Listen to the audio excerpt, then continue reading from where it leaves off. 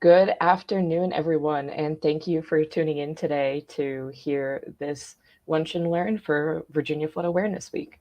Before we get into the presentation, I just wanted to say that since we are live, if you have any comments or questions, you can actually comment real time and they'll be able to show up on the screen for us to see.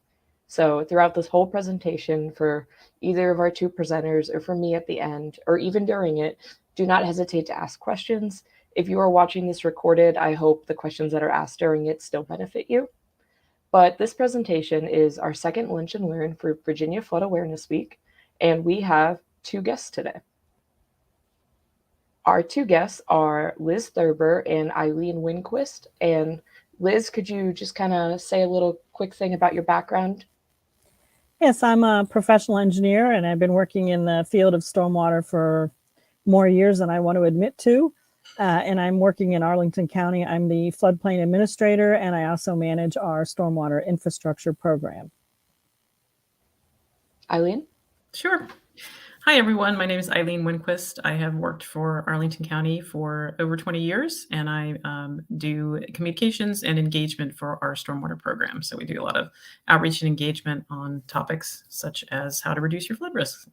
So as you guys can see, we have two experts with us with a lot of background on this topic. Perfect for ending Flood Awareness Week. And as you know, hopefully you guys are returns and you've seen my face a lot, so you know I am not a flood expert whatsoever.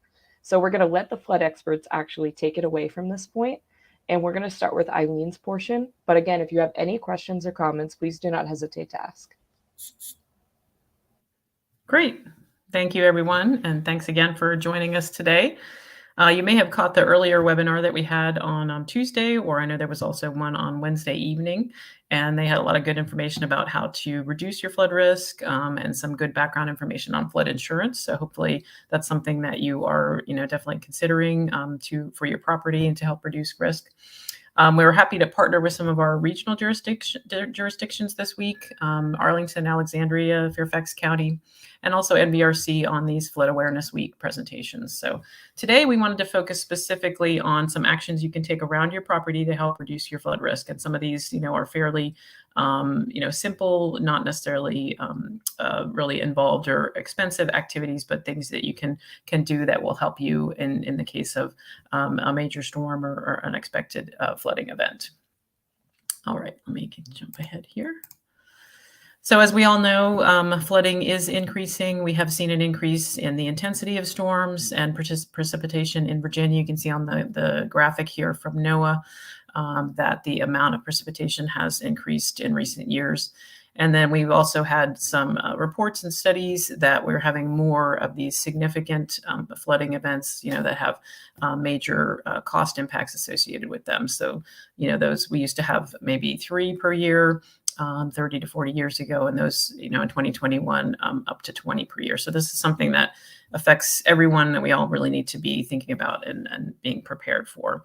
And also thinking into the future, with impacts from this, continued change in our storm patterns and with climate change impacts. So again, this is something that really affects, all of us throughout Virginia and the Northern Virginia area. So our agenda for today, we wanted to talk a little bit about how to be prepared for storms and flooding, and then give you some examples of specific actions you can take to flood-proof your property, and also some good information on flood insurance. So I hope that's something that you will look into if you do not have flood insurance for your property. So initially, we always encourage everyone to be prepared and stay informed. So thinking about, creating an emergency plan.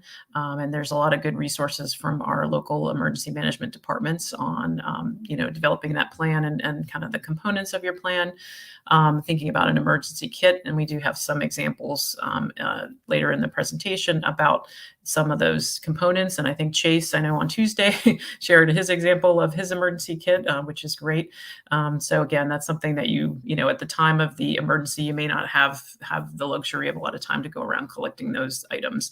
So it's good to think about ahead of time what you can gather and have ready. There are a lot of great resources from our local governments in terms of emergency alerts. So that's something, if you are not subscribed to those, we definitely recommend. That's, again, it's something free and easy you can do, and it provides you, really good, important information, right to your phone, and very timely information that will help you to be, responsive and be prepared. So you can also follow some of those accounts on social media. So you can see on the right here, Alexandria, Arlington, Fairfax, all the different websites there for the alerts. And you can typically customize those alerts also to what type of information you're receiving. So if you prefer to get traffic or weather alerts, I think that often they are customizable. So that's just something we wanted to make everyone aware of if you had not seen those before. So in terms of other tips on how to prepare, so again, thinking about a list of emergency numbers, talking to your family in terms of your emergency plan, is there identifying a safe place that you could go or that you can meet. If you do have family members, who might be in different locations at school or at work, where is that location where you might want to try, to meet in the event of an emergency. So. And in terms of flooding, and preparation, it's really important to have an inventory of items, particularly items in your basement. That is one of the more vulnerable areas to flooding impacts. And so, again, for your insurance coverage or for replacement, that is something that's really helpful if you have a good up-to-date inventory, and particularly have photos of those items. That can be really helpful as well for insurance claims in the event of any flooding incidents in your basement. So another important reminder is to keep important documents and papers, and also keepsakes, like some of your precious photo albums and things like that. Don't keep those in the basement, because again, that is something that, that is one of the more vulnerable areas.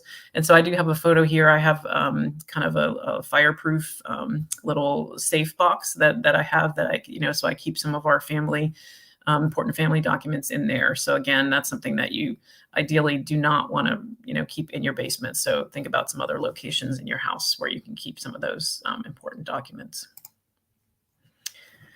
So we mentioned also an emergency kit. And so here's just a nice graphic that has some examples of things that you can put in your emergency kit.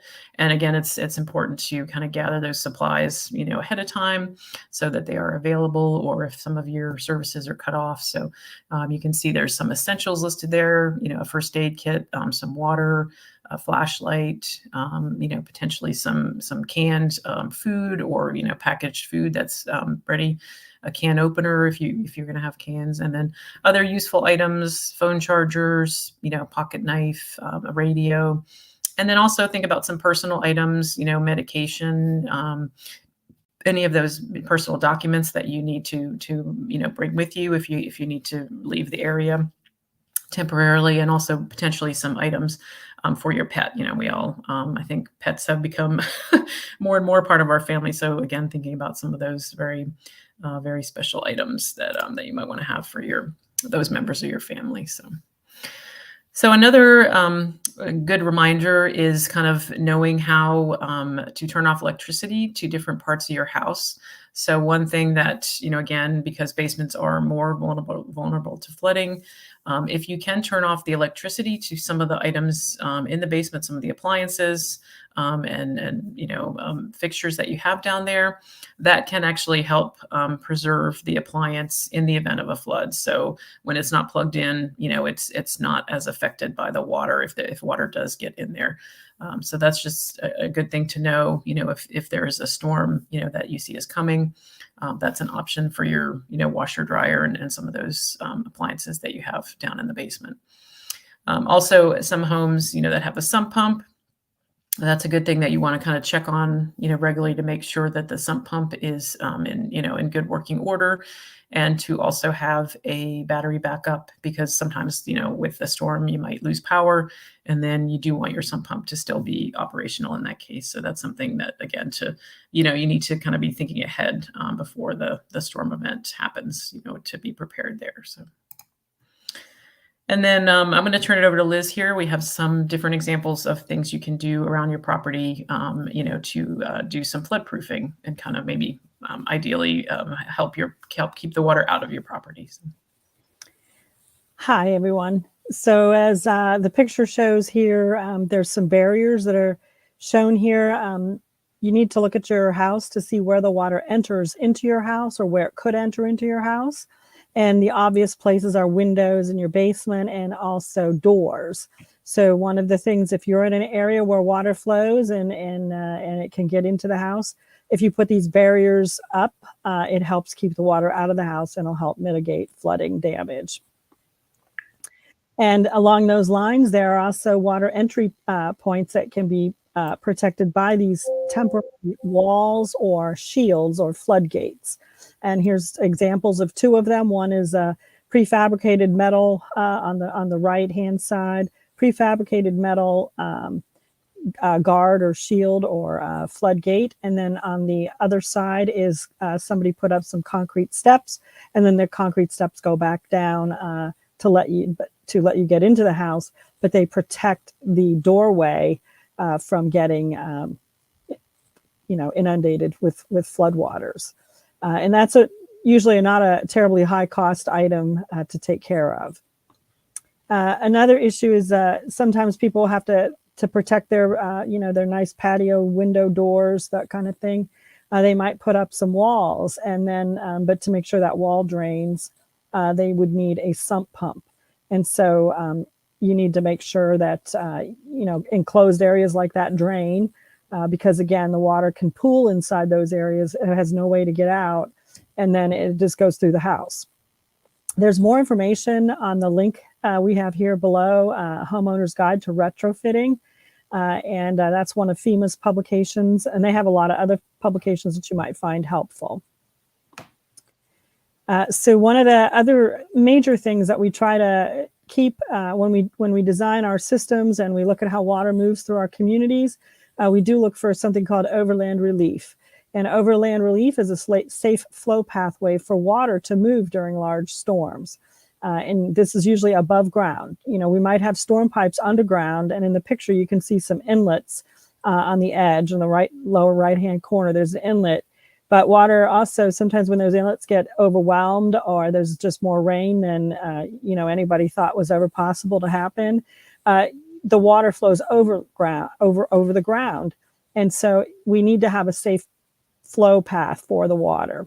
And so we want to avoid blocking that flow path so that water doesn't flow into houses as opposed to along a safe passageway where there's no structures. And so sheds and fences can block those pathways. So we want to take a look at, if you can, look at your property and try to figure out how you can allow water to move through the area, through the yard, and not end up routing itself through your house. And so here's a couple of examples. The white fence on the right-hand side is solid, and water, you can see how the water goes down a little bit as like the land goes down in a little depression. It's a swale. So when it hits that fence, it can't go anywhere. And so it's going to start pooling in the yard. Whereas the fence on the left is an open picket type fence. And what can happen is water can move through the fence slats. And so because of that, the water continues to move through the swale between the houses. And again, that's something you can look at in your yard. And I will let you know there are even flood openings that can be put into solid board fences so that, the water can get through a solid fence if that's what you really feel that you need to do. Or you can use a style of fence. You can leave space underneath the fence, et cetera, also just to allow water to flow from one yard to the next and not back up into your own house or a neighbor's house.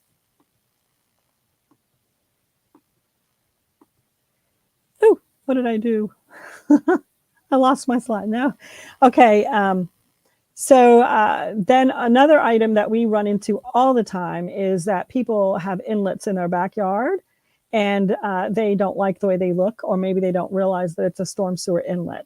And so you need to learn to keep these things open. You don't want to pile stone. You don't want to pile plants. People put potted plants all around these inlets sometimes. Sometimes they totally block them up with wood. That's another one we've had, where people stack wood all over the inlet. And when that happens, the water can't even get into the inlet. And so the water begins to pond, and then it starts going to the, flowing wherever it can flow. And unfortunately, that can be through your house or through a neighbor's house. So although your communities do try to maintain these, they maintain these systems. The truth is, if they're in your backyard, you're there every day and you can see what's going on, and you can help keep brush and stones and anything that would get washed over there, branches, maybe after a windstorm like we've had. Make sure that the openings are clear so water can get into the system that goes underground and doesn't back up and pond on your neighbors or your own property. And you should also try to keep gutters. Sometimes, you want to make sure when you put your trash units and those kind of things out that you don't block the inlets. You let the water get into the inlet, and you shouldn't be dumping things down into the inlets also. So you want to keep all of that clear, because the purpose of it is to let water move through the community without damaging structures and harming people. So sometimes people have sewers and utilities and bathrooms, et cetera, in the basement, and that can be lower.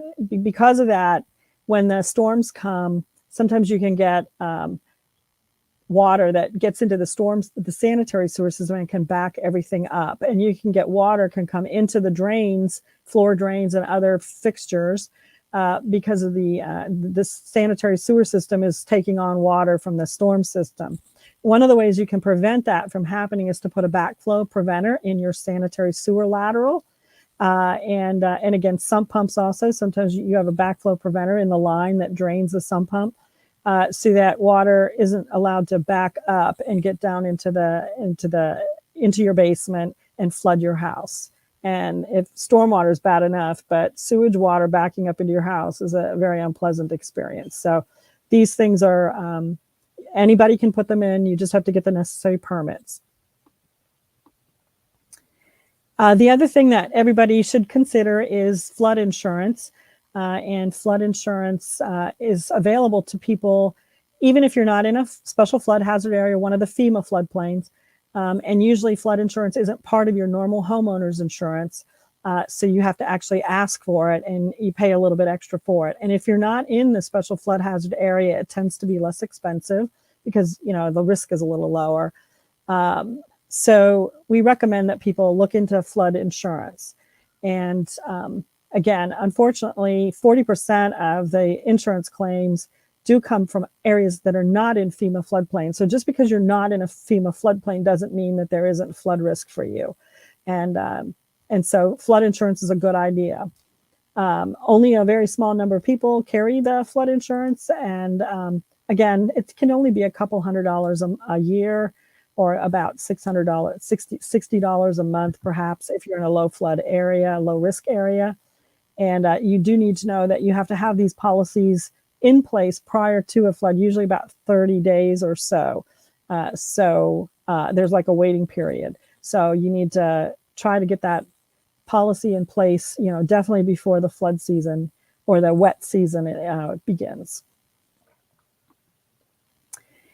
So insurance, the National Flood Insurance Program does provide for people in the FEMA floodplains, for sure, subsidized or lower cost flood insurance.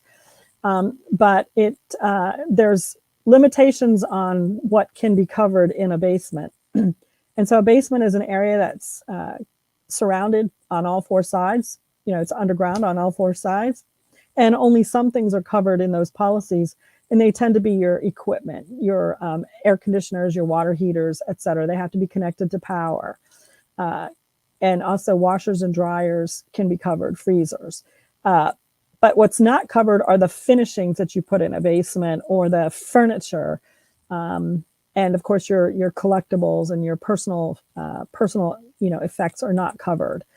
So if you have an area that tends to be flood prone, or you've had past problems, or people in your neighborhood have had problems, you need to consider maybe not putting some of that in, those types of things in the basement.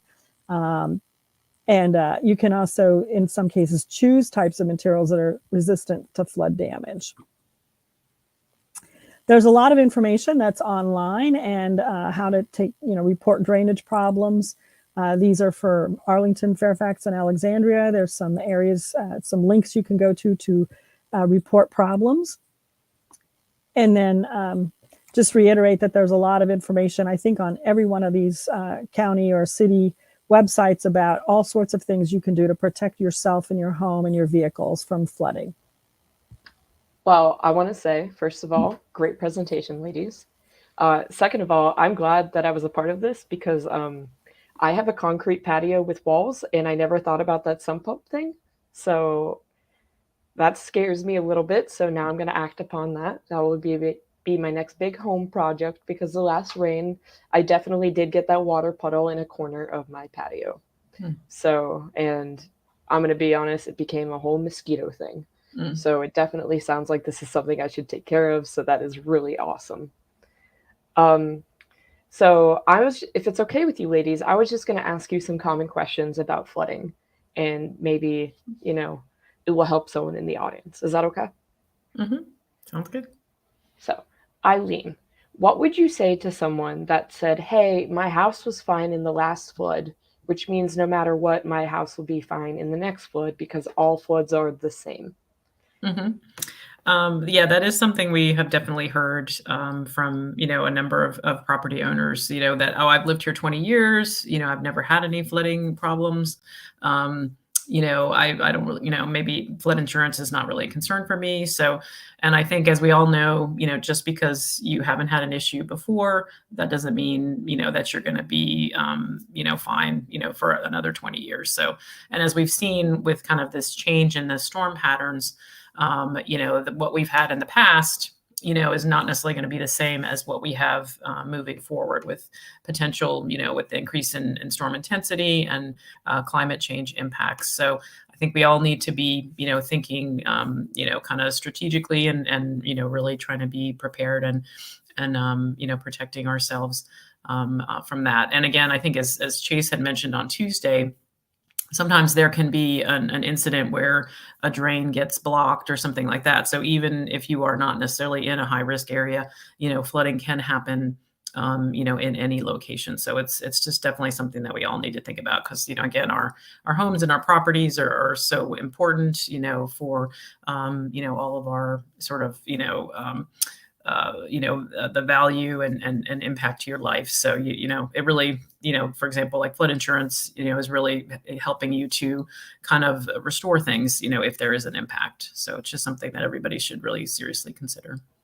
So Dan just wrote that July 8th was a wake-up call for all of us, and I think that is a very, very important point. I can't speak for everyone's July 8th experience, and for those that don't know what happened on July 8th, there was an abnormal flood. And I was pulled to work in the Emergency Operations Center during that time. I don't know. I'm sure you ladies had some part in it as well. Do you maybe want to talk about just one or two things that, you learned or took away from the July 8th flood event? Sure. Liz, you want to? Yeah, well, a couple of things we experienced. I mean, I was in the office taking phone calls that day, and I know that, the information we discussed about the circuit breakers, sometimes when the basements flood, it can be dangerous to go in and turn off your circuit breaker. And if you can get those relocated, sometimes if you have that kind of a basement, you might want to relocate that circuit breaker. That's not the least expensive thing that you'll ever do in your life, but it can be very dangerous to go into, waist deep water and then try to turn off the circuit breakers. So that's one thing. And then, having a way to get out of your house is an important thing. There were people that almost got trapped in their basements because the pressure of the water on the doors, et cetera, were such that they couldn't open the doors. So again, having those flood barriers, at your entrances to your basement openings can be helpful, because it gives you the ability to get out of the house if you need to, but it also keeps the water from getting in the house.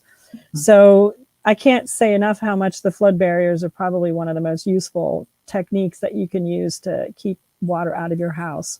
And the last thing I would say is also for people who have, some of the people get flooded on a regular basis.